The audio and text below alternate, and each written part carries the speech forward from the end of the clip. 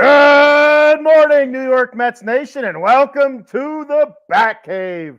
I'm your host, the Bat Frie, Kenny Fry. I hope everybody's doing well here on a Hope Day. I'm doing great. I have a special guest coming on here, Phil Hanney from Stache Talk, and also a part of the We the Thunder podcasting family down there in good old Tampa Bay, Florida, where it's always hot, hot, hot. All right, I'm going to add Phil to the stream here. What's going on, buddy? Not much, man. How's it going? It's hot today, but it's also rainy to start the day. So that's always great on a hump day. You know, it's going to be hot and humid. It's very humid. So does it rain a lot down there? This time of year, it's our rainy season. So, and I know it's been a little bit more unpredictable or less predictable, I guess, than usual. Usually it's like every afternoon, but this year it's been a little bit strange. So we've had like morning showers, and we went almost all of June with hardly any rain, which is very strange. It's usually pretty wet. So, but it's making up for it in July. It's been raining almost every day. Well, and you're coming up to hurricane season as well, aren't you? It started in June. Basically, so like it starts with summer. So like June 22nd is the first official day of summer, and like June 21st is the first day of hurricane season. And then it goes all summer long through September, all the way into November. So like almost half the year we have a hurricane season here. So yeah, you know, we've been fortunate for the last several years. Well, for a very long time in the Bay Area overall, but we'll see. You know, you just never know when all of a sudden the storm pops up and then suddenly the Gulf Coast is all racing to get water and toilet paper like it's COVID again. The toilet paper thing with COVID was terrible. Right. Yeah. Oh, man. Are you originally from the Bay Area, or have you moved there recently? So I moved here 20 years ago. My dad was in the Navy, so I spent most of my youth in Florida, actually, Jacksonville and Tampa Bay, or Jacksonville and Panama City, actually, in the Panhandle. And then my dad retired. We moved back out west, where my family's from. That's where I went to high school in New Mexico. And then I joined the Navy, did my thing. And my parents had moved here. And then when I got out, I just couldn't really find my footing. So I ended up coming here back in like 2001, 2002. So I've been here ever since. So yeah, I've been here a good 20 plus years. I became a grown up here. So it's been pretty much my home. So, and I live in the suburbs now. I live north of Tampa, in a pretty well-known area called Pasco County, Newport Richey. If anybody watched Live PD, Pasco County and Newport Richey are pretty infamous. But we moved up here about 5 years ago now, because we lived in Tampa, like in the heart of Tampa, for about 13 years basically, and then we finally moved up here. We have a 7-year-old, so he was like 2, so we decided to move to the suburbs and kind of take it easy. Oh, absolutely. Yeah, I understand that 100%. When you have kids, like changes everything, like where you live, how you think.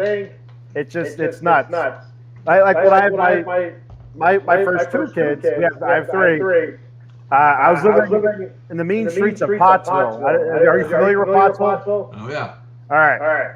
So the one morning I wake up to take the kids to daycare. I walk out my front door, and there's people walking up the street with semi-automatic guns, and I'm like, what the hell's going on? My neighbor's like, oh, they're raiding the house across the street. There's a dog fighting ring. I'm like, you know what? We got to move out of it. You know, Pottsville's a small town, and to have something like that right in front of my kids, like, you know, yeah. It's time to get on the outskirts here. Yeah. Yeah, it's been crazy because he started playing football this year. He's 7. He's going into 2nd grade. Well, just started 2nd grade last week. So it's his first year playing football.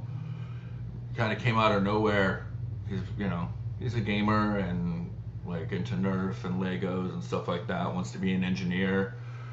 But it's like at the end of last year, it's like, I'm gonna play football, and I was like, what? So all summer long, football, football, football, and I'm like, okay, whatever. And then came time for 4 days a week practice, and I was not prepared.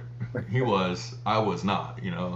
I played in middle school, all 3 years of middle school, but I didn't remember it being practices and all that. I was a kid. My parents took me there, picked me up, ran me around. It was their job, and now I'm on the other end of that, and it's eye opening having to be at the field because he's still in the younger bracket too. So like they play first, so that means first game on Saturday. You're at the field at 7 o'clock, 7:30. Most of the visiting fields are 45 minutes away, minimum an hour. So like we're getting up at 6 a.m. on a Saturday for my 7-year-old to go play football. I'm like, oh, you're committed to it now, So Yeah, but it's been fun, man. It's been fun. I totally get it. I did see some video of him on the field and stuff like that. That was pretty cool. Yeah. But my kids, they all play sports, and it's a lot of early mornings, a lot of practices, traveling. It doesn't get any easier as they get older either. He actually gets further away. Yeah. Well, and he's really caught the bug too. I was kind of nervous because my nephew, they live in the same neighborhood as us, and so the coach of my son's team also lives in our neighborhood, and his son was in my son's class last year. So that's kind of what sparked the flame for my son. He's like, oh, Jacob's cool, and like he's actually really athletic for a second grader. Like he could throw the ball like good 35, 40 yards, nice tight spiral. Like yeah, like he's an athlete already. So like my son was kind of like, oh, I want to be cool like Jacob and play football. And they were all over there at my sister's house playing in the yard. I guess the coach came by and saw them all there, and he knew his team was going to be kind of thin because a lot of kids aged out this year. So he's like, hey, you guys want to play football? And they were like, yeah, I want to play. And my nephew was there. And my nephew is in 4th grade, and my son is 15 pounds heavier and 2 inches taller than him. Wow. You can't see it. People always say when they meet me in real life, like, whoa, I'm 6'5". Right now, I'm like walk around 260 or so I'm a big dude. You are a big dude. Yeah, people don't realize that until they meet me in public. You see me sitting here, I'm like, oh, just like anybody else. But so my son's, got the genes already. But my nephew is like small, but he's in 4th grade, so he's in the level above, and it's the first year for both of them. So while my nephew is getting a little bit more of a trial by fire because those kids have played 3-4 years already, my son, there's still 3 or 4 other kids on his team. It's their first year, and even anyone else, it's only their second year, really.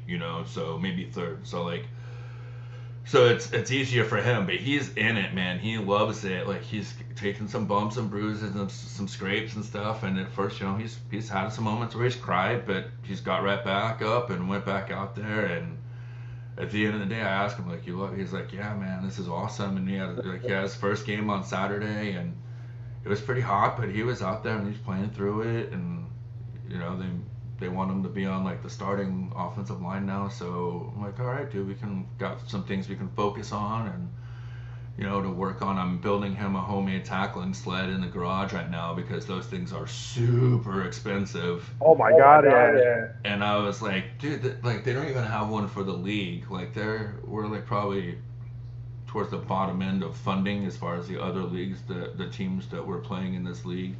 So like they don't even have a tackling sled for any of the levels of because it's like 5 age groups or whatever, right? So so yeah, it's like I'm like, man, these guys, so if I can make one for a couple $100, then I'm gonna make one, and everyone can benefit, and then maybe they can get a little bit of funding or scratch together and like, oh, it's not that much to actually make our own.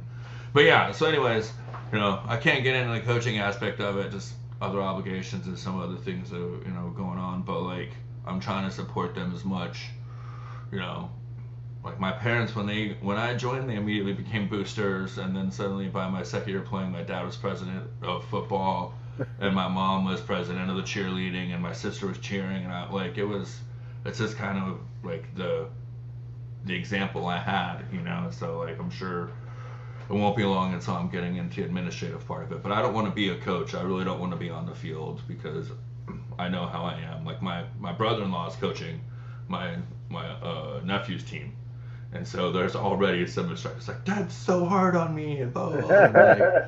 And me and my sister are like, well, that's gonna happen when you got your dad as a coach. Or you look around, every other team, the coach's son is on that team. At least one or two of the 4 or 5 coaches, right? Of like, they have one of them at least has a kid on that team that's getting ridden a little bit harder than everybody else. That's just the way it goes. I played all the sports growing up. I played football in middle school, but I always played football, like soccer or baseball or all those sports. So like basketball, like the coach's son always got it worse. You know that. So, but yeah, he's struggling. My nephew's struggling a little bit. My son's loving it. So. Well, and you know what? I coach my oldest daughter's team soccer, softball, all that stuff, and it's you can't help it. As a parent, as a dad, you always ride them harder than all the other kids. I mean, it is what it is, and how they deal with it, it's that's whether or not they continue with it. Then if it's too much for them, then they end up either quitting or becoming less interested. But sometimes they're able to overcome it. Yeah, and I think it's been really cool too. I've been excited that he has a really good coach, the head coach. He's also the head organizer of this program we have at the elementary school called All Pro Dads. I think it's like a nationwide thing that's like all the elementary schools where it like helps dads get involved with their kids in the school, because typically it's not something that we are known for being involved in. And so it's like a breakfast once a month. You go to the school and you have like a before school breakfast with your kids, and they do a presentation on like character building and things like that and how you can build relationships. So he's also in charge of that. So, and he's got 3 boys. All 3 boys are his like oldest son aged out of city football, so he's like playing for the school, but his middle kid plays 2 levels up, so like he's been doing it, so it's cool to see the way he approaches it. It makes me happy that it's not all about the competition for 6 and 7-year-olds, you know what I mean? It's about team building, it's about learning to focus and, learning how to pursue adversity and knowing that sometimes through pain there comes gain, and like that, having to do hard things, while in the moment it might suck, in the long run you feel great, and at the end of every practice, yeah, you're tired, but you feel rewarded because you did something. And come game day, when suddenly you go and make that play that you've been working on all week of practice, the reward that comes from that, and it's cool. It's a good thing to know that my 7-year-old, like, I don't have to be out there trying to reinforce that. I know I can sit back and just do my best not to yell from the sidelines, and be that lawn chair coach or whatever. But I come by, honestly, my mom was always that way. Like, she would go set up during the games, but she never sat down. She was always just back and forth in the bleachers, yelling at the refs, yelling at the coaches, yelling at everybody. So, my job is to just sit back and let him have fun and enjoy it, and not make it too much of a thing, but be there to help him, learn. Because like I said, if he isn't learning and getting better, he's, like you're saying, he's not going to stay interested in it, and then it's going to be boring, and then he's going to lose his interest or wanting to do it. So as he gets better, he's already proud, like, oh, I can do this now and I can do that. And so it's been really cool. And the social thing too, he's always been kind of a shy kid, and it's helped him really kind of already just in I think we're in the 5th week of like practice, and now 1 week into the regular season, and you can tell he's like, I had to tell him, like, don't let these kids skip you in line during the drills. You need them. You need them. This is their 2nd year. They played.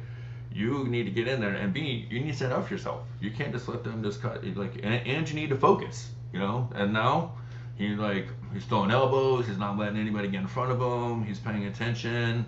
He's getting one-on-one drills on the side with the extra coach. So we can move on. We don't have to sit here and talk about my 7-year-old kid's football forever. But but that's what makes us. I think that's what makes us sports fans too. That's what keeps us connected to why I think it's relevant to talk about, because it keeps us connected as sports fans. Just because that's the heart of it. You start playing as kids, and you get to see them the very first time, that first season ever. He will never get this back. This is the first time, the only time it'll be his first season. Is, learning the game and learning what that's all about, being on a team, playing a team sport, and what that does. He's become a pretty good hockey fan over the last few years. It's pretty much impossible in my house not to be a hockey fan. But it took him a little while to get used to like the noise and the atmosphere being inside, and especially at Amalie Arena, it's really loud. But the football thing, like he's like interested, and like he's wants to learn, and it's a really cool time as a parent, that very first season, and like seeing him experience all those first things, and going back and remembering my first year playing t-ball or whatever it was. I think it was t-ball. It was either t-ball or soccer, my first year playing sports. But yeah. And that's one of the great things about sports. It's like, it brings people together and creates new relationships, especially for shyer kids. It really opens them up to a whole different world, you know what I mean? Yeah. And like I said, he's such a sweet, like, caring, thoughtful kid. It's taken him like 5 weeks to be able to go out there and like get physical with another kid. You know what I mean? Like actually, like, okay, now I've got to like get rough and like. But he's out there, tackling the biggest kids. He's tackling, quarterback coach's son, who's one of the biggest, more athletic. Like, so he's out there, evolving and growing and getting better. But yeah, it took him a little while to get through his personality, and like just hear the coaches, Hunter, you gotta get your hands on him. Hunter, you gotta get up on him. Get your hands on him. And then one of the coaches was trying to show him like how to clear the block on defense, and kind of do like a chop. And he's like just trying to do this little karate. It's just, it's so cute because like he's still young, but he's just like, he doesn't quite have that in him. And so coach was like, oh, I watched the game footage from Saturday and I think he'll be great on offensive line. And I'm like, yeah, I think that's pretty much, I would feel like that's a great place for most kids to start when they don't know the game that well. But, he's big. He's, like I said, he's got some size on him. So as long as he can stay engaged for a few seconds at a time, that's all they really need in, youth football. So, but yeah, so it's like I said, it's cool to see him develop and go through that, and now kind of get that little bit of grit to him. And yeah, I think I've got a football player on my hands. So I may be wrong, but I feel like this is the beginning of a long experience of being a football parent. So that's awesome. That's great. Seeing them when they start young like that, and how they really grasp it and stuff like that, and come into their own with it. That's pretty cool. Yeah. So real quick, just to let everybody know, I know there's an echo. It is what it is. We'll work through it. I'm going to go through some comments here. Phil, get caught up on that. We're way behind on the comments. They're piling through. I think half of them are probably echo related.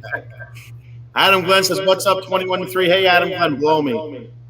For Phil, Adam Glenn busts my balls all the time about the Mets. He's a Phillies fan, and that 21-3 is that break score from the other night. So Adam Glenn keeps keeping it to me. Thanks for checking out the show, Adam. Dave Yarnell says, "Good morning, my partner." What's up, Cowboy Dave? You check Dave out on Tuesdays on Extra Innings with Sully. Wednesday night on the Dem 215 Boys Cowboys Football Talk with Maiko and Matt. And then also Friday nights, the Atomic Drop Podcast with myself talking WWE wrestling. Thanks for checking out the show, Dave. And then we got the wonderful Stacey Northrup. What's up, Stacey? How you doing? You get Stacey out on Mondays with the Blue Power Hour talking New York Giants football. Adam says echo. Dave Yarnell says you have an echo going there, big man. The echo's gone. Did you do something? Yes, I finally went back and reset my audio settings. The echo cancellation got turned off for some reason. Oh, all right. Yeah, that's completely gone. There we go. That's awesome. Took me a second to shut up and go and look at my settings. No progress for everybody. Wow, that's weird. We have Stacy says, "I feel like I'm in a Time War video." We got Zhang Hu Li. Thanks for checking out the show. Zhang says, "What? Hey Kenny, how you doing, buddy?" There we go. Eileen, what's up, Eileen? The number one fan, Eileen, not Adam Glenn anymore. It's Eileen. Let me see here.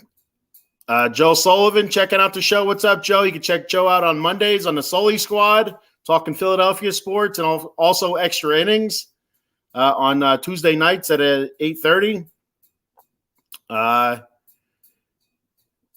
And one more. Danny on Wheels. What's up, Danny? You can check Danny out on Mondays on Joystick Junkies, talking of the wonderful world of video games, and also on the Big Blue Power Hour on Mondays. So we got the and then we got one more here before we move on to Tampa Bay Rays. We got Adam calling me fat ass. Thanks, Adam. You don't know how much that hurts me, Adam. The echo's fixed, so that we're good. Fantastic. I know you're Tampa Bay. You do your podcast based around the Tampa Bay sports. So we'll start with the Tampa Bay Rays, if that's all right with you. Yeah. I tell you what, they started off like a ball of fire this year.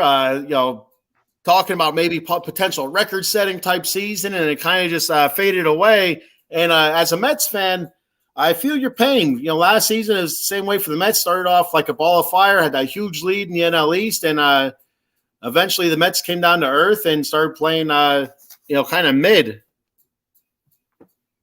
Yeah, I mean, the Rays are still, right there. But yeah, since the 1st of July, not great baseball really from that team. The road record was always an issue, even beginning in the early of the season when they were playing. Sure, they went 16-0 and had that, flamethrower start to a season. But yeah, the road record was always an issue for this team. It stayed an issue. And then whenever they weren't playing as well at home in July, that became even more evident, right? So then when you're not able to bank on those 2 out of 3 out of every series at home, and they were like 11-1-1 in their series going into July, and then they lost 2 out of 3 and they tied, and then it was not great. Pitching, we can just go down the list. We just found out today, Shane McClanahan, Tommy John surgery. He's going to miss next season as well. So that is now 3 starting pitchers for the Rays down with Tommy John surgery this season, or the one last season, 2 this year. So yeah, that's not great. The Rays somehow over the years have always been able to cobble together a pitching staff that's always going to be competitive. So you just saw Glasnow go out 2 nights ago and just dominate. And then the Rays get shut out by the Giants last night. So after going up, putting up a 10 spot, they get completely shut down the next night. And the big elephant in the room right now is this Wander Franco ordeal. That's huge. It's incredibly huge. I've got my Wander Franco jersey sitting right here next to me. He's the franchise right now. He's the franchise for this team. Regardless, and Rose Romana, fantastic, great. McClanahan, he's went down, but he was an ace, absolutely an ace in this, maybe a top 5 guy in the league, right? Yeah. But Franco is the franchise. They bet the farm on this kid, and I gotta say that it's, for me as a Tampa Bay fan, it harkens back to the beginning of last season for the Lightning with Ian Cole and how we kind of went through that whole situation, these allegations that, the timing is always suspect, I feel like, when it comes to things like this. When they aren't brought to light in the moment, that to me is my first red flag, right? So I don't want to get too political or too, brazen or what? No, what am I trying to say? Anyways, I don't want to get too controversial about it. You know what I mean? Yeah. But we don't know everything. There's now waking up this morning or last night, there's allegations from a second person now. But again, the timing of this all to me is the questionable situation, right? The time frame when did this all occur, right? And the history that I think nobody really talks about of how often a lot of these players from these Latin countries get extorted all the time. Consistently, these players are getting extorted one way or another, whether it's a situation like this or an old manager or somebody that, I hooked you up or I sponsored you or something or other like that. Hey, these players, when they finally make it and they make, a few $1 million, suddenly, oh, now you owe me forever. Or if not, I'm going to tell them about this thing that you did, or we have this dirt on you, or something that they've created leverage on these players, So again, the context of these allegations is nothing to take lightly. Obviously, this isn't something that we want to have, a flippant opinion or, take it lightly at all. But at the same time, this whole, now he's off the team, it's affecting him personally, it's affecting him professionally, it's affecting the franchise, it's affecting the fan base. Look at all the ways that this affects, one situation that it still hasn't been resolved. And you look at what happened for us here in Tampa with Ian Cole, where he missed all of training camp and the beginning of the season, and it really affected his ability to play with his team. And I think it affected the way that the Lightning started their season and everything. So like that was, and then to be shown, obviously it was a little bit of a different situation. If you're familiar, it was basically all just kind of burner account accusations with Ian Cole, and there wasn't a whole lot of things to substantiate the claims. Whereas with Wander, evidently there's some photos and this and that. So it's a different situation. But I did read. Oh, I'm sorry. I read last night that there was also a kid, like he had, I guess the first girl, the original girl that came out. There's supposedly they supposedly had a kid together, but I don't know if that's true. Like there's so much stuff out there on the interwebs. You don't know what's true, what's not true. But you're absolutely right. I often wonder that about the players that come from the Latin American countries. Like, why even go back sometimes? You know what I mean? Like I get it. That's for your families and stuff like that. But like, extortion, kidnapping, threats and stuff like that. It's always prevalent with those guys because they're making, like you said, come from poverty-stricken countries like that. And, it could be like you said, a coach or something like that helps you along.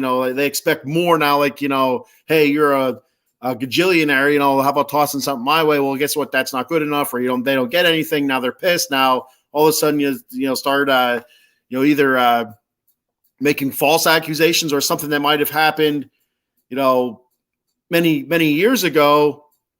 And all of a sudden, making it into something that it actually wasn't, but it's enough to tarnish that man's legacy or his reputation. Now, I'm not saying that's what this case is now. You don't know until the facts come out. And I do believe the facts will come out, but how much damage is that going to do to him if it is false? But if it is true, the dude's in a lot of trouble. I mean, because I guess the second girl's an eighth grader. I don't know about the first girl. And, with my daughter going in eighth grade, I'm like, kind of like, that's my thought process right away. It's like, he's in a lot of trouble. But if it's not true, like, you know what I mean? Like, how do you recover for something like that? Because there's only some people that are going to see one side of the narrative. They're only going to see the first side, say, oh, he was, that did this to underage girls, when it actually wasn't true. But they don't see that side of the story then. But again, the facts will come out, you hope eventually, and sooner rather than later. That way, if it is false, he can continue with his season, and the Rays won't have him out of the lineup for too long. I mean, it's, like you said, with the injuries with the pitching staff and stuff like that, Shane McClanahan's a huge one, from pitching in the All-Star game to being out, for all of next season. It's awful to see because he is their ace. He is, a great young talent. And it's a damn shame. But having Glass now back, he's pitching well. That helps ease it a little bit. But it's not easy. Yeah, I mean, you had Littell.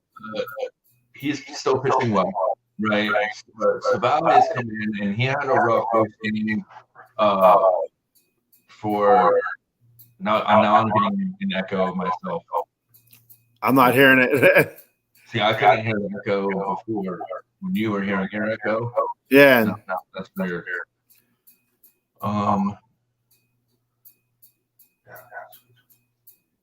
Okay. Anyway, I do. If anyone else is hearing it.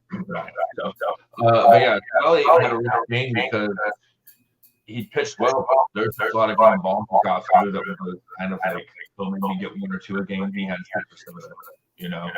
And then again, the offense isn't streaky. That's the other problem we're talking about is that well, you can. His defense is obviously above everyone else, right? You're not going to replace him defensively. He can do athletically, and he's crazy how to play earlier this week before Morris hit. That was just 2 plays in 1 game. It was just amazing. But one thing the Rays do have is middle infield depth.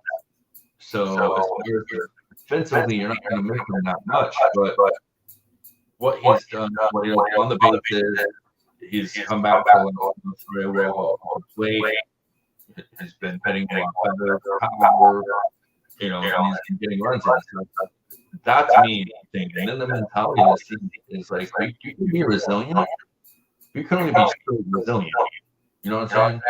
Yeah. Like adversity in a 14th season builds character.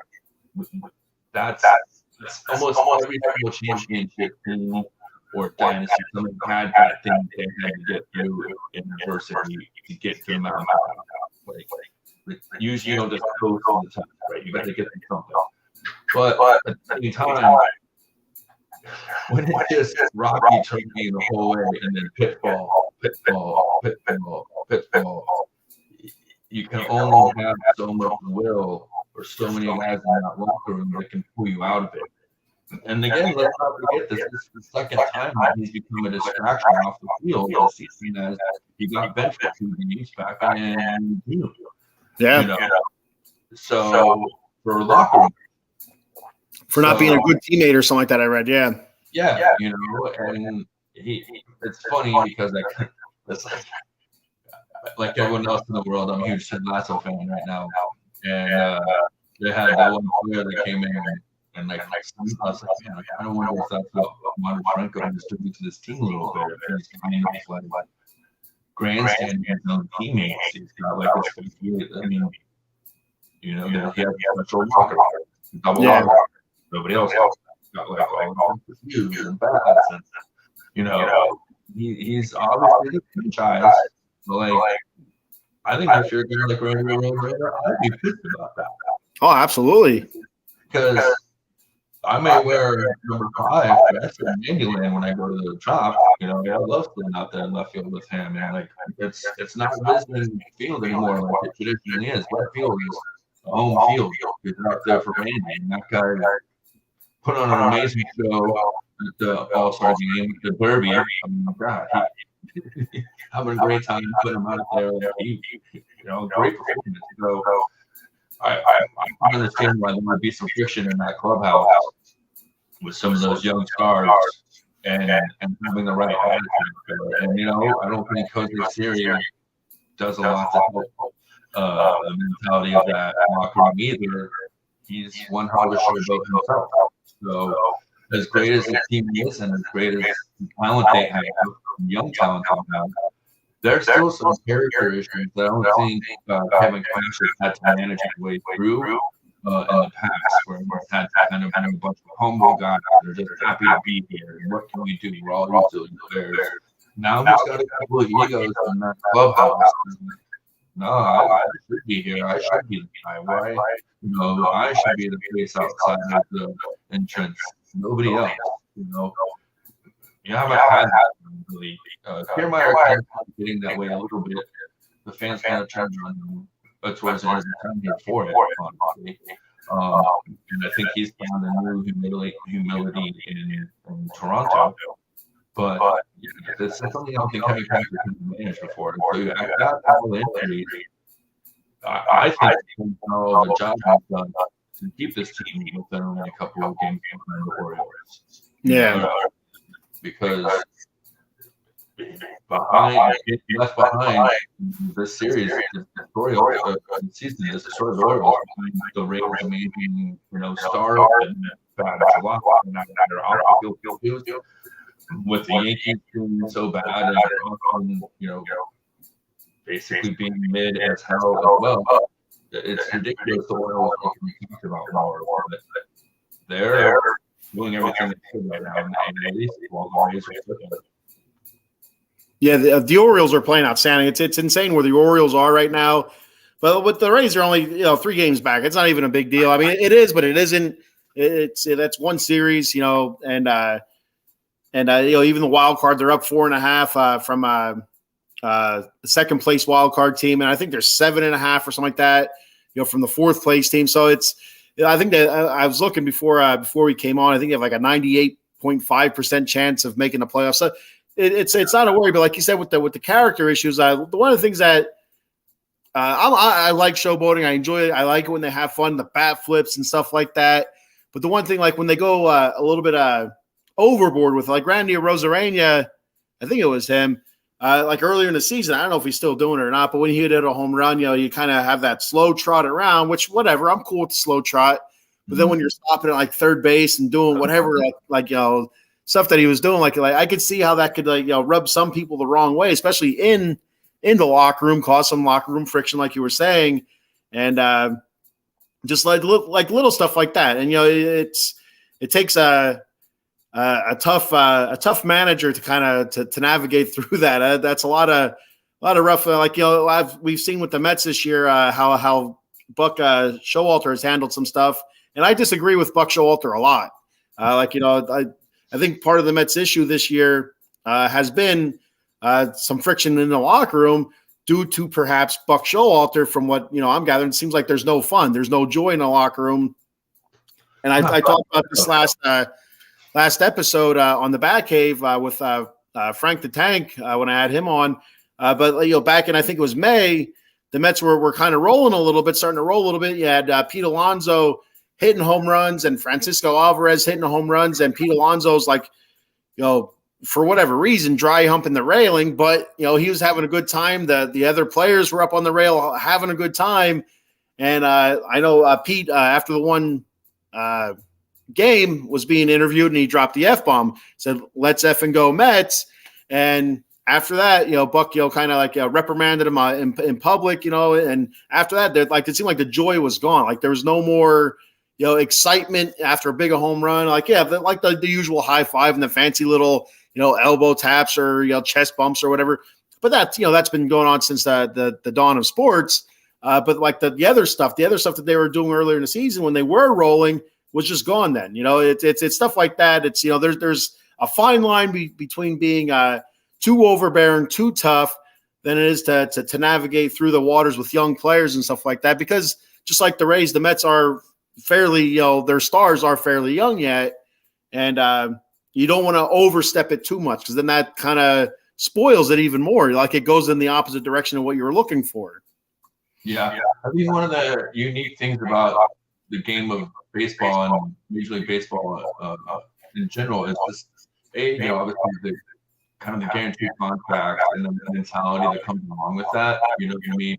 And it's important more, I think, in this game than any others to realize that this game, and one of the things that I've always loved about being a Tampa Bay Rays fan is traditionally always have about 1 or 2 guys on the roster to remind you of it. And this year, I feel like maybe there's a little bit of a lack of that, but there's still some from Brett Phillips up here. And when the whole baseball was fun, the postseason run a couple of years ago, when he's running on the bases, but that's the legacy. Like it goes back with Johnny Gomes and Johnny Gomes. He was the same way. He had that 08 run. He was mentality back then. And you got to have a guy in your clubhouse somewhere that's going to remind even the most talented superstar that still game you got to go out there.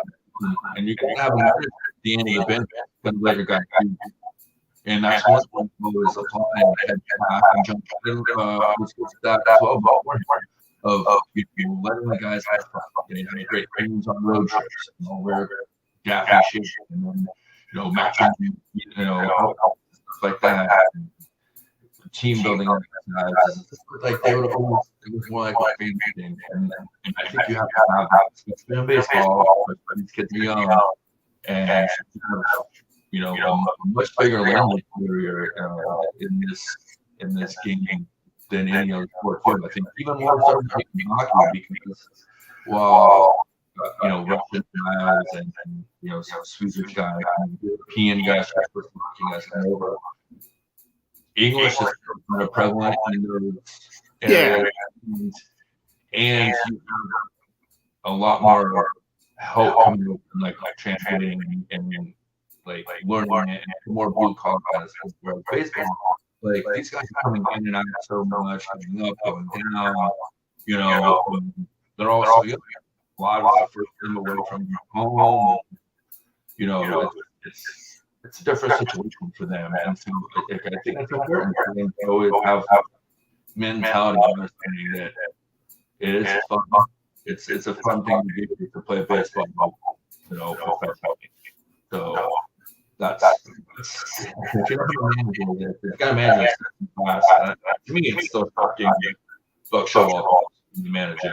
So, in the Major League Baseball anymore. I've got mad respect for that guy. The guy's done some amazing things in the Hall of Fame, but I just feel like at a certain point, the game will pass you by. No matter who you are, the game will pass you by. And if you've got all that talent, you've got all that money on your roster, and you can't figure out a way to have fun and go out there and just play baseball for the sake of playing baseball, then that's a fundamental flaw in my humble opinion. No, I agree with you 100%. Yeah, sooner or later, like he's been in it for so long. Again, I think he's 72, 73 years old. Sooner or later, it is going to pass you by. It isn't the same old baseball that he was coaching back in the 90s with the Yankees, or even with the Diamondbacks back in the early 2000s, late 90s, early 2000s. It's a totally different game from then to now. But even his last gig with the Orioles, which wasn't that long ago, even from then to now, it's a totally different game. And it does feel like the game has passed him by. It's but unfortunately for the Mets, I do believe he'll unless he retires, I do believe they'll be bringing him back. I'm going to go through a couple more comments here. We have Danny on Wheels saying the Rays have 630 runs this year. That's a lot. I know a lot of like early on in the season, they were scoring a ton of runs.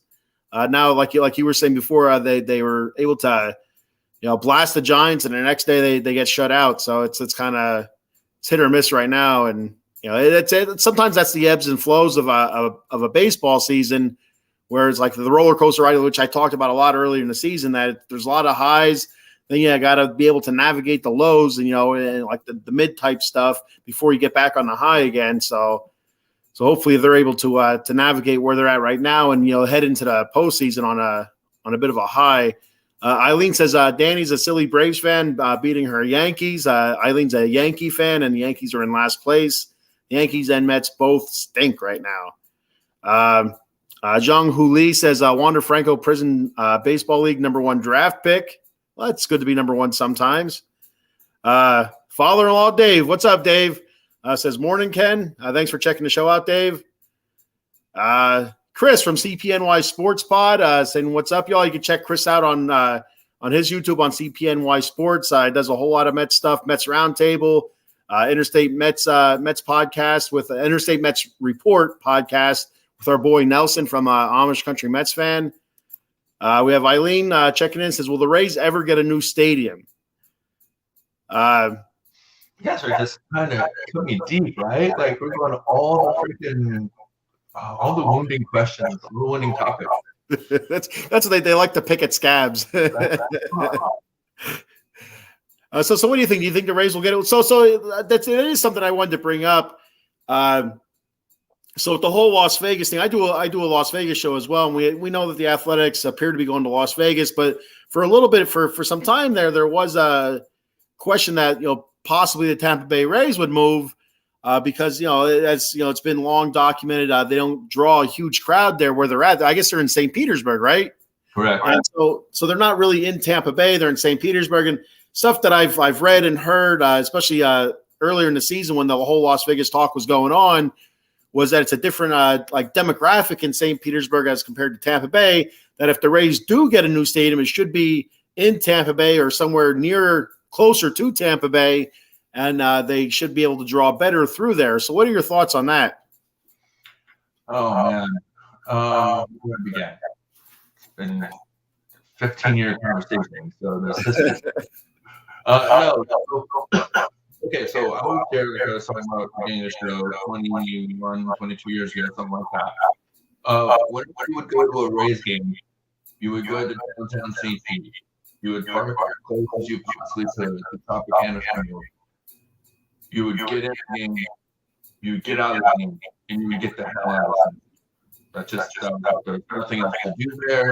There was no the beautiful beach of St. Pete are 40 minutes away on the other side of the peninsula. Like downtown is the Bayside, and beaches are on the Gulf. That's like 40 minutes through town. Yeah. Not even close, right? So there's nothing redeemable at this point here. Over the years, they've really revitalized the downtown area with heat, but it's become very, how do I say, trendy. Okay. Kind of history, not good or bad. But now it's like you go down the park where like the Arlington district is, some of the garages. You walk, and then maybe eventually you get to the Tropicana or most likely here and around cheap beers and great food and watch it on TV, even though we're only 3 blocks away because it's a cheaper experience as far as like concession. I mean, tickets are really cheap still at the top. Concession is expensive like any other stadium experience in the country. Again, once you get in there, I'm probably one of the more critics in the area when it comes to Tropicana Field. I'd say there's probably about 20% of our fan base that is very much like me, which is dead set on playing the Tropicana Field is a shithole, honestly. To me, it's like a press carnival that like you get to see the behind the scenes that you never want to see behind the scenes of. Of course, is just it's just really weird. Like they've done good things to certain areas. The entrance is really cool. It's a really nice grand entrance. The main food concourse is cool, but they went and renovated center field and then put up a big wall right in the middle of center field and put TVs on it. I'm like, so you can't stand in center field and watch baseball now. You got to stand there and watch TVs. Yeah. In the stadium. So they've done some nice things. They've tried over the years, and like there's a Hall of Fame museum there that's amazing. Like there's some cool things to do there, but I've gone to some of the great parks. I've had the fortune to go to some of the great parks throughout the league. I've been to Fenway, Wrigley, Comiskey. Back in the day, I was at Old Busch Stadium. That's the very first Major League Baseball game I ever went to was the Old Busch Stadium in St. Louis.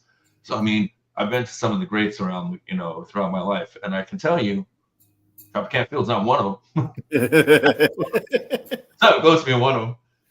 And then you talk about then, okay, so just a slight correction. We have Tampa, the city.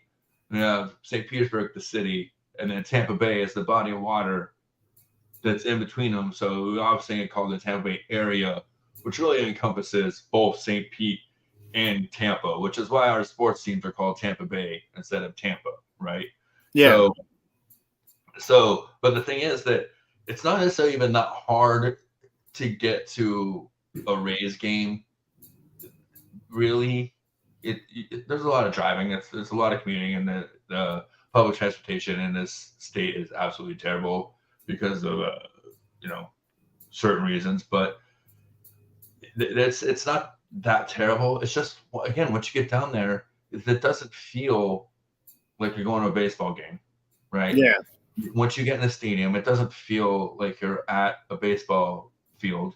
And then even when you get out there and you see the field, it's not, I don't know, that doesn't have that feel of like what a Major League Baseball stadium experience could be, especially in Tampa Bay.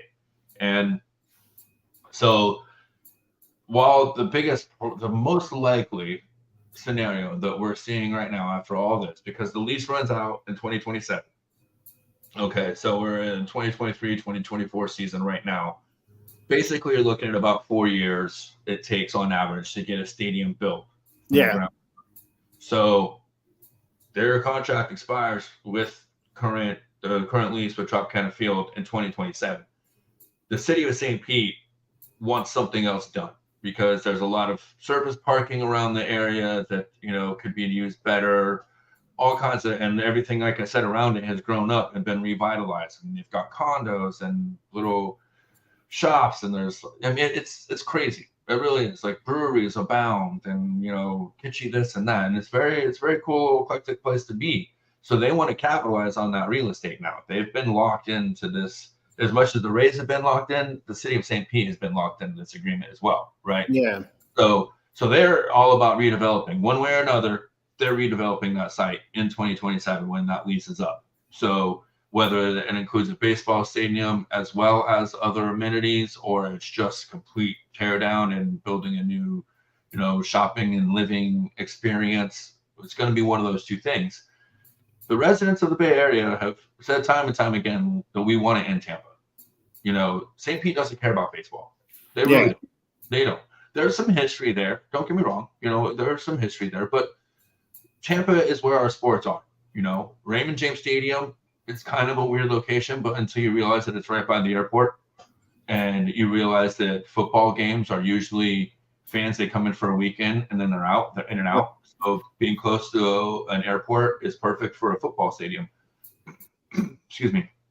Baseball and hockey, fans usually come for like a week. They'll come for a series, or even if it's okay, my team's in hockey. Oh, I only come for just the one hockey game. They're usually fans of hockey, so they'll go see another hockey game, even if their team isn't playing. They'll stay and go to to a couple games and then be tourists on their travels, right? Because most of those are weekday games, anyways. We're not really playing weekend games, so it's going to be some kind of a vacation involved and traveling for baseball, for hockey, right? Football, you're in and out on the weekend. Yeah, it's on Saturday or Sunday, usually a Sunday, so. And that makes sense, So, but then you've got, the Amalie Arena is right downtown. They've done so much revitalization. Jeffrey Vinnick, the owner of the Lightning, Bill and Melinda Gates, the Gates Foundation, they've just poured so much money and time and effort and revitalized a very boring and desolate downtown Tampa area in the last 8 or 9 years. So there's plenty of opportunity to put the stadium in that area where it would make a lot of sense, where it's a revitalized downtown area. That's where we've got, 4 and 5 star hotels down there now. We've got a couple of Michelin restaurants in the Tampa Bay area now. So it's becoming an area where you want to stay downtown Tampa. Yeah. So it makes sense for a sport that draws people on vacation, extended vacations, to be in an area like that versus, and like I said, even in St. Pete, you're not close to the beaches. So like, even if you're going to go into Tropicana Field for a series, you're probably going to stay in St. Pete Beach, not staying downtown St. Pete, because that's not the same vibe. You're not going to an artsy district. Maybe you go to the Dolly Museum or something like that, which is a unique experience. But for the most part, you're going to be spending your time at the beaches whenever you're going to see the Rays. Now, if you go to Tampa, there's a lot of other things to do other than just go to the beaches, and you're experiencing more of the city culture and the experience of the city, if you're in that area, and you still have access to the beaches too, So something will happen. It has to, right? 2027. The Rays aren't moving. Let's just go to that right now. The Rays aren't moving to Tampa, period. This is one like the number 12 market in the country. It's just growing. It's like the number 3 fastest growing metro area in the country. So you're not pulling out of one of the fastest growing markets in the country. That makes no sense whatsoever. We do have a lot of history here. We have 5 spring training and minor league teams, or 5 minor league teams here in the area, and all the little suburb cities, Clearwater, Lakeland, Port Charlotte. We have all 5: the Tigers, the Phillies, the Blue Jays, the Yankees. I'm forgetting one more. So the Tigers, right? Anyways, Yeah. we have 4 or 5 right here in this area. Their minor league teams play here, and this is where they do their spring ball. So we have a huge connection to baseball, to Major League Baseball, to the history of baseball. So it's not going anywhere. That they're not leaving. They never were going to. The Major League Baseball has seen the possible future of having baseball in this market, and they want to stay here. So that's not the issue. The issue is just a matter of Tampa or St. Pete getting their stuff together, figuring out a way to get people on board with some kind of a tax to help fund. And Steve Sternberg's going to have to figure something out too on his end, because he's not going to get the money that he wants for a ground up stadium. Right? Yeah. I don't think he wants to stay in St. Pete, because I think he knows that even a new stadium isn't going to do what he needs it to do. And while they won't move the team, they can force him to sell. They can make it very uncomfortable for him to remain an owner. And if he doesn't get the deal done, I think the Major League will definitely start putting some pressure on him, because there are interested parties that want to buy this team. That's something else about this season. There are 2 or 3 other groups of the people that have come together that have approached Stu about buying this team. So, that's where he's at. So he's under a lot more pressure than he ever has been, and it's always been a tired conversation for me, because we know that we've had till 2027, no matter what. The Rays couldn't have left before 2027. It would have cost them way too much money because of their lease agreement. Even if they leave in 2026, it still costs them like the whole term of whatever their breach agreement was, right? So, yeah. I mean, it's gonna be interesting. I never really thought that they were gonna leave Tampa Bay, but it was kind of interesting that it came up, and I knew like the whole St. Petersburg Tampa Bay issue and stuff like that, and I like it better when the teams are actually playing in or very, very close to the cities that they're supposed to be representing, and so I'd like to see the Rays actually get a stadium in Tampa Bay, or very close to Tampa Bay anyway. So it's really like to the opposite side of the coin.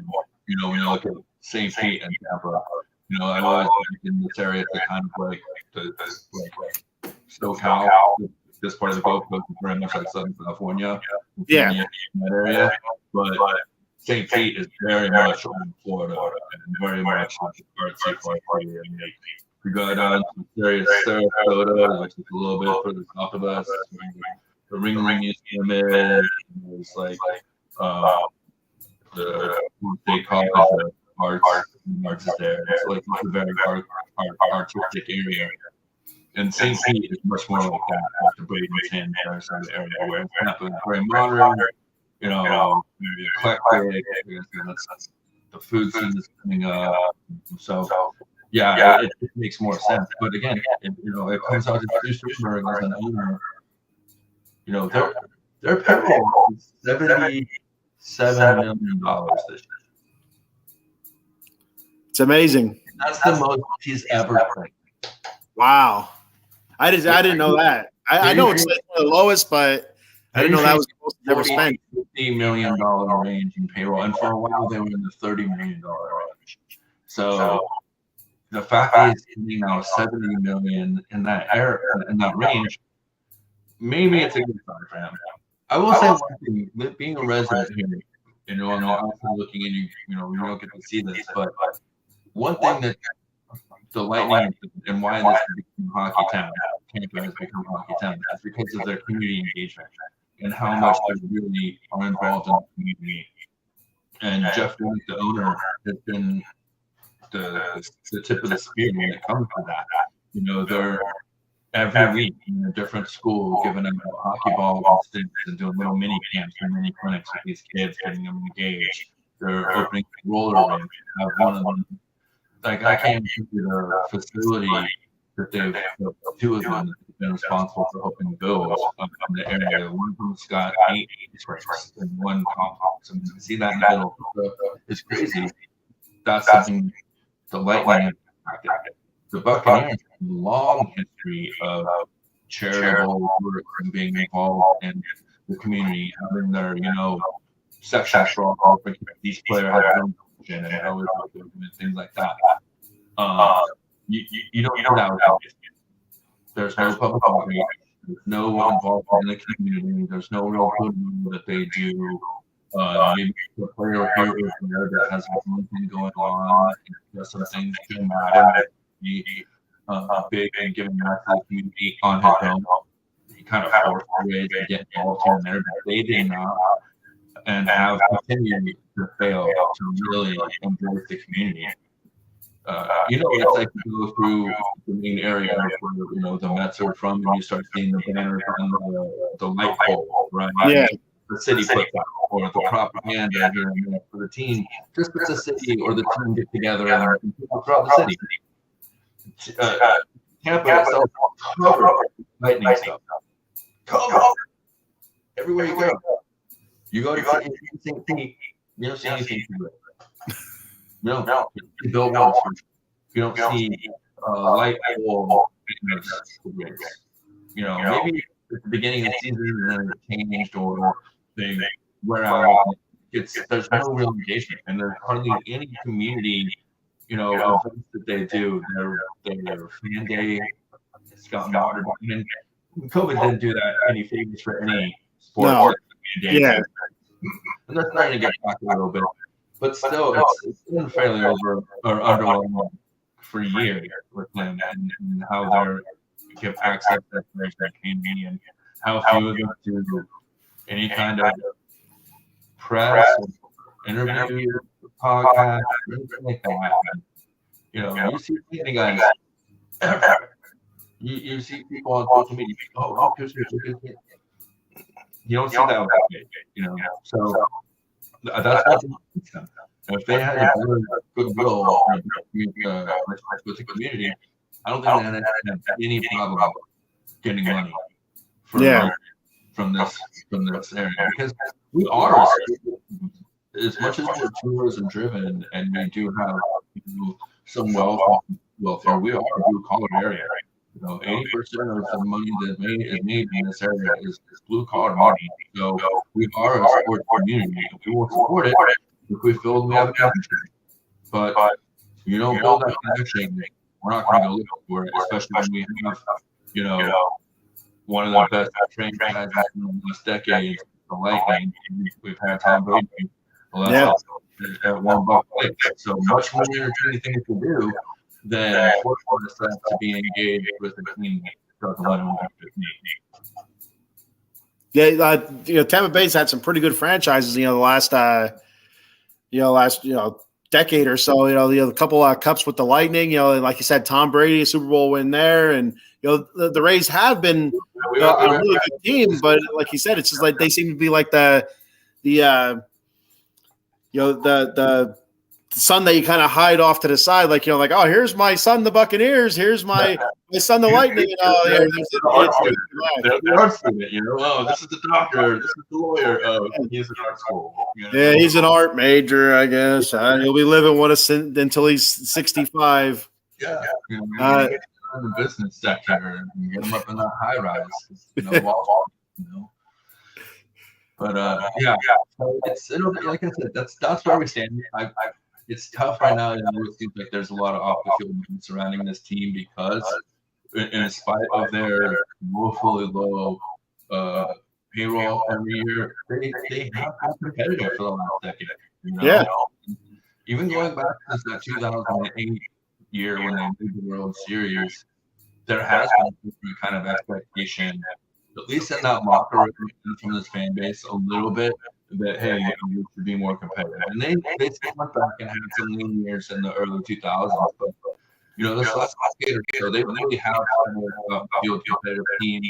Kevin Cash has been a phenomenal manager, very underrated, even with a couple of Manager of the Year awards. I still think he's incredibly underrated for what he does and what he has to manage and how that team operates and how many moving pieces there are because they are so underpaid.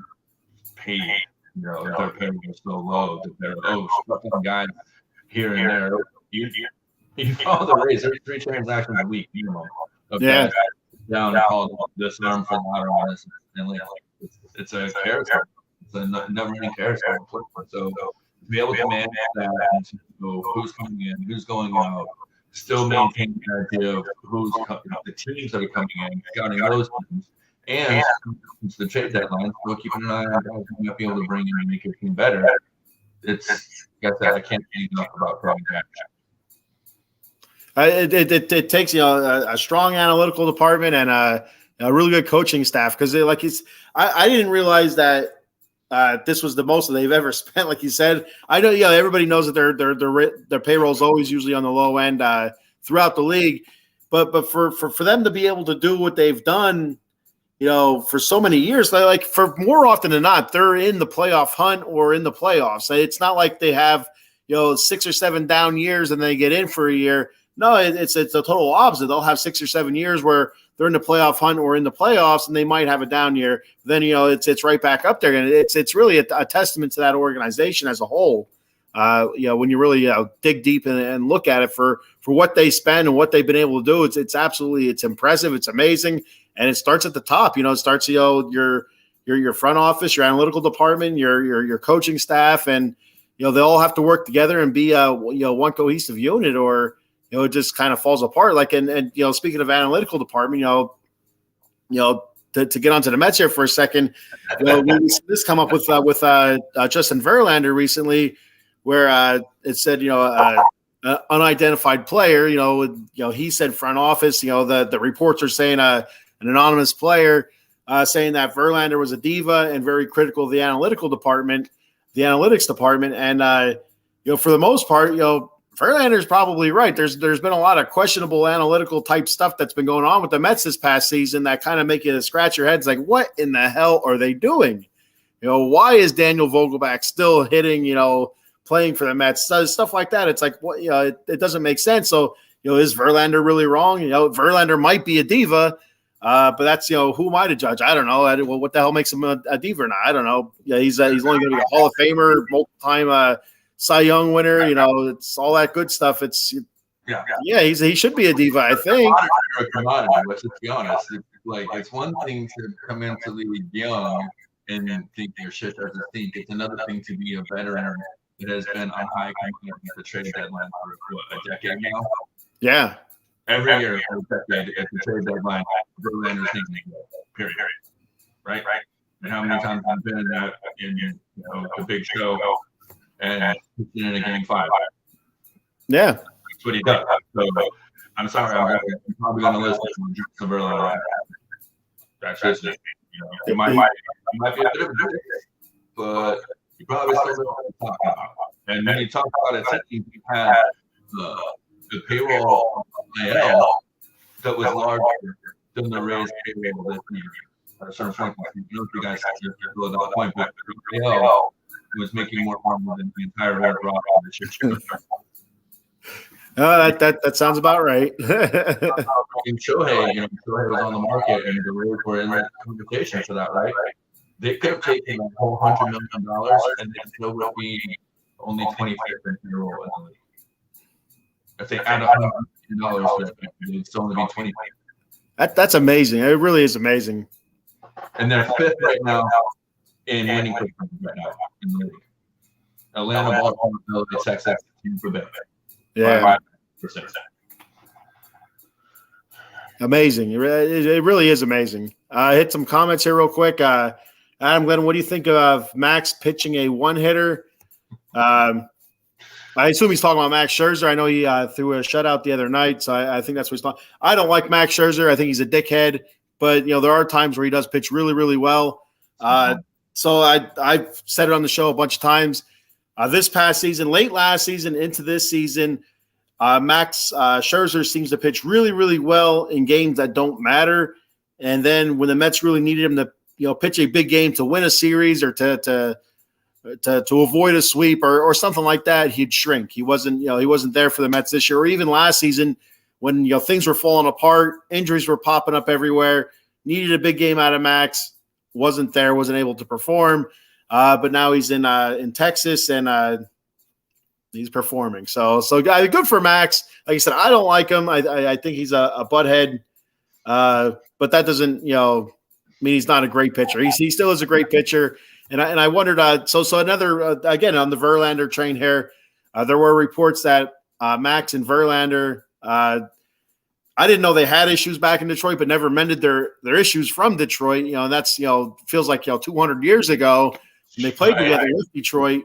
But I didn't realize they had issues then, but they never mended them. And so it made me think last night at work, working night shift, and I'm sitting there pondering at 2:30 in the morning, who would win in a fist fight? Would Max Scherzer or Justin Verlander win in a fist fight? I think Justin Verlander is a bigger, thicker guy, but I think Max is like really scrappy. Like he's not opposed to kicking in the crotch or biting. So I think Max Scherzer would end up winning that one. Yeah. I was going through the same thought process as you were saying. I'm like, man, Verlander's that tower of power, but then Scherzer's that guy that I don't trust. He's going to bite, he's going to crash, full hair, he's going to go for the nads. Yeah. Absolutely. He'd be like the Roddy Piper. If you're a wrestling fan, the Roddy Piper, he'd poke you in the eyes and do whatever it takes to win. Lie, cheat, steal type of thing. Kind of syndrome. You know what I mean? Yeah. Beat up, so whenever it comes down, I learned that way necessary to beat up my big brother with my back. Like that's the thing I'm getting. So, well, Verlander might come in hot heat fast. So in the long run, let's go. What's that song? You don't mess around, right? Yeah. He comes in and he's 100 plays and gets shot in a couple more. Like, that would be sure. Where are you going to You're going to steal on the Scherzer. Well, yeah. That Scherzer, that struck out the side the other day against. I don't remember who they were playing. It was that shutout game that Adam was talking about. It's the third batter struck out because of the pitch clock, and he was kind of pissed off about it. The dude's a maniac. I don't like him, but he's a maniac. Adam says, "Echo." There's, it is what it is. Eileen, I hate this trop. Yankees play like crap there. Stupid catwalks. I know that has been an issue in some games where there has been a high fly ball or a potential home run where it hits a catwalk and kind of goes into the field rules or whatever you want to call it. So, they've really tightened up the rule book there for a while. Like, here's where it is. So they've tightened it up. So it's cool. And I will say, the one redeeming fact about the chop, 72 years.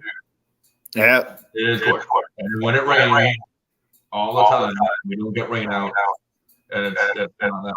So that's it. It's only two redeeming qualities.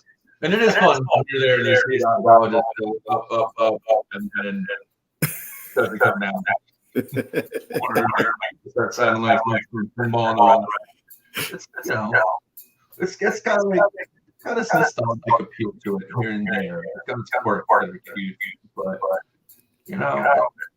like it's one of those things. Like if it's your first time seeing it happen, that's pretty cool. It's like, whoa, that's wild. They get all the way up there, and but if it's like the 50th time you see, it's like, oh, god damn it, here we are again. It's the word that I don't know. I use it all the time, and it's a novelty. Yeah, it's like a novelty. You go to the top, and it's a novelty, and you're like, oh, okay, I've been there, but it's not good. That doesn't mean it's an awesome experience. It's an experience that you can have and check off of a list, but that doesn't mean you're trying to go back, next week or something. And that's kind of what you want in a ballpark when you're playing, 80 games, a year. We need people to want to come back more than once. Yeah. So yeah. All right. Well, I'm gonna do a couple reads here for sponsor reads, and then we'll check out of here. We'll do our sign offs and stuff like that. So real quick, I'll do We'll start off with Jay Fine Law here. Jay Fine Law, attorney Big Al. You can reach Big Al at 1-800-HURT-123. That's 1-800-HURT-123. Jay Fine Law specializes in motor vehicle accidents, slip and falls, workman's comp, and personal injury claims. They now have 3 office locations throughout Pennsylvania and New Jersey. First in the Garden State of New Jersey at Cherry Hill, 3 Greensward Lane, Cherry Hill, New Jersey. The number there is 856-209-5258. Then in the Steel City of Pittsburgh, Pennsylvania, the location 500 Grant Street, Suite 2900, Pittsburgh, Pennsylvania. The number there is 412-365-8151. And let's not forget the city of Brotherly Love, Philadelphia, Pennsylvania, located at 1628 JFK Boulevard, Suite 2120 in Philly, with the number there, 267-888-2980. That's Jay Fine Law. Tell them the Bat Frie sent you. Then we have our newest sponsor here, Dugout Mugs. Go to dugoutmugs.com and check out, use the promo code OOTBSports20 for 20% off your purchase. If you've been watching the show, which if you're watching it now, you probably were watching the show earlier, but I am drinking out of my Dugout mug. I have several Dugout mugs. I love my Dugout mugs. I think they're pretty neat to make a great gift. You know, Christmas is right around the corner. So get on there, order your favorite team, get one personalized, anything. They also have different types of mugs.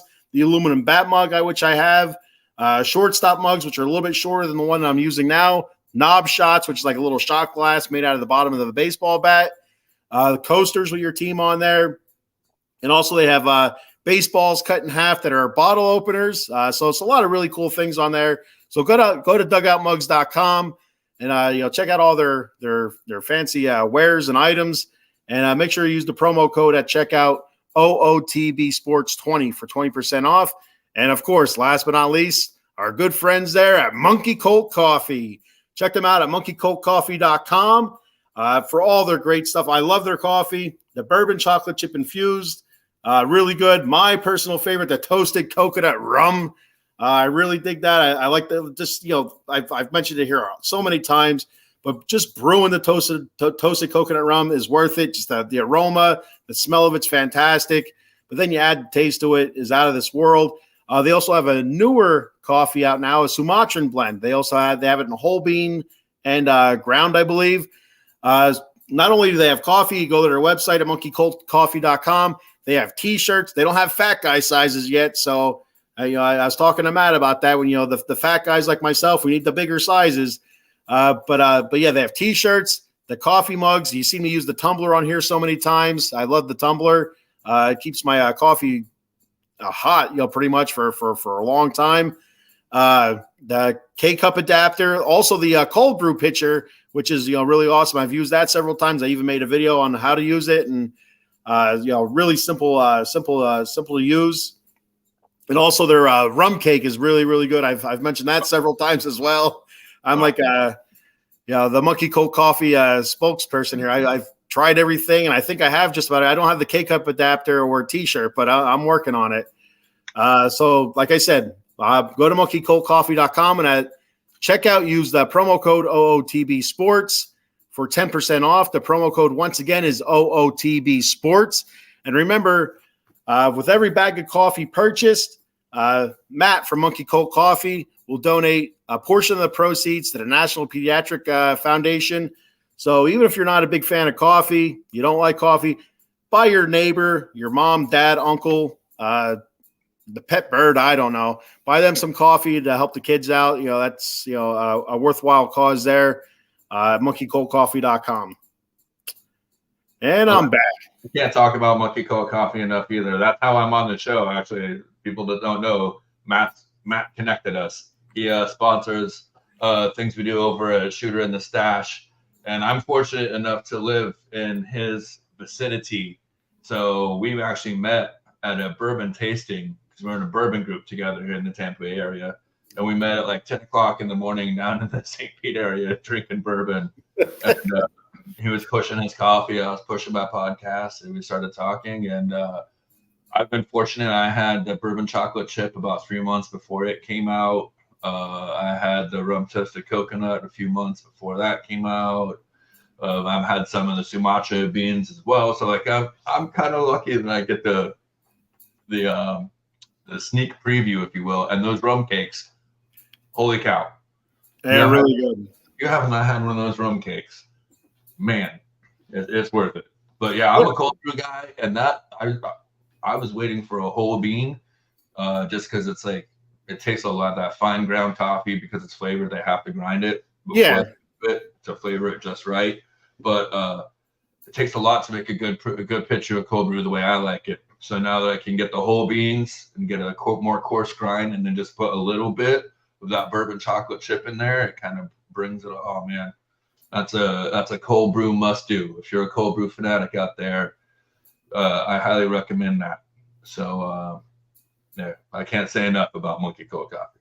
Yeah, I love Monkey. I not only talked about all their products, but I think even their logo is pretty sweet. Their mascot Rodney, I think his name is, or Roderick. Roderick. Yeah, Roderick. It's just a sweet ass logo too. So it's they got everything going on pretty good there at Monkey Cold. I like that. Yeah, I'm disappointed with myself because I have a few tumblers and a few shirts, and I usually have some of the swag around me, and I have not done laundry or my dishes this week yet. Disclosure. So I'm like, oh, all right. So no Monkey Cold, but usually you see me with at the very least, my tumbler on the shows. So yeah, shout out to them, National Pediatric Cancer Foundation, great cause. And Matt is just one hell of a guy. I can't say enough about him as a person. Yeah, he's pretty cool dude. I got to talk to him on the phone, and that's when he was like, hey, check my buddy Phil out. He said he'd like to come on, and then I was able to get your number and stuff like that. That's how we're connected here. So yeah, Matt seems like a pretty cool dude. Maybe one day if I ever find myself down in Florida, I'll have to check him out and check you out and stuff like that. Hey. We could do some bourbon tasting at 10 a.m. I'm down for that. Never too early. But just don't, because almost everyone from up there that comes down here stays, and we don't need more people. Trust me, I'm not going to stay. It's a little bit too warm for that. Pennsylvania, we have that, from basically late June to early September, where it's like really like stupid, humid, and hot. Yeah, and that's good enough for me. The rest of the time, the cold and the cool, I'm good with that. It doesn't seem like there's too much of that down there, and I kind of stay away from that. A visit, I'm good for a visit. That's it. I'm glad. Listen, I should have done the same thing, but my mom and sister picked me up I came out on the Greyhound bus from New Mexico, so like I sold everything and just came out here. My mom and sister picked me up and took me directly from downtown Tampa all the way out to Clearwater Beach. And at 21 years old, that was it for me. Like as soon as you see that beach, and at that point I was like, I just came from the desert. I don't think I'm ever leaving here. Here I am. So yeah, 21 years old. Trying to get back to the mountains, but it's good here. It's not too bad. But hey man, thanks for having me on. I really appreciate it.